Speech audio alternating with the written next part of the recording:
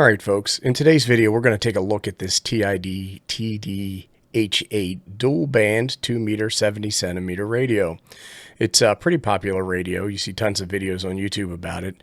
It puts out up to 10 watts, and that makes it a very popular choice in radios. Yesterday, I did a video where I showed the spectral purity of this radio, and it failed pretty badly, showing that it's actually not legal to be used according to FCC standards. I noticed during that there's a problem with this radio, and I want to share that with you today. Another problem, I should say. Before we get started, I did want to say that I was contacted by TIDRadio, and they sent this to me free of charge in exchange for this video review.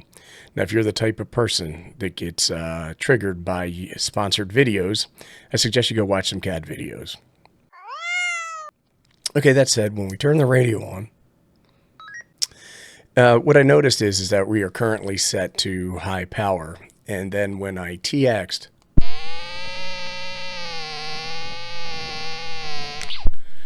I'm sure you can hear that, it emits a certain sound or tone. Now, it doesn't do it on every frequency, and like let's go up to 146,535. Well, it's doing it there. Let me change the power setting. Here's low power.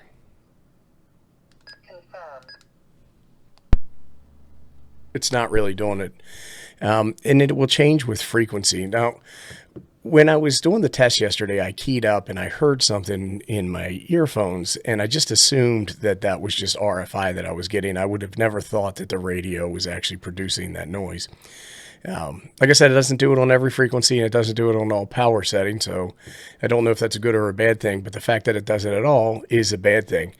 I don't know why. I do know that this radio uses a direct conversion front end, and those can be particularly noisy on receive, but I don't know why it would do that on transmit.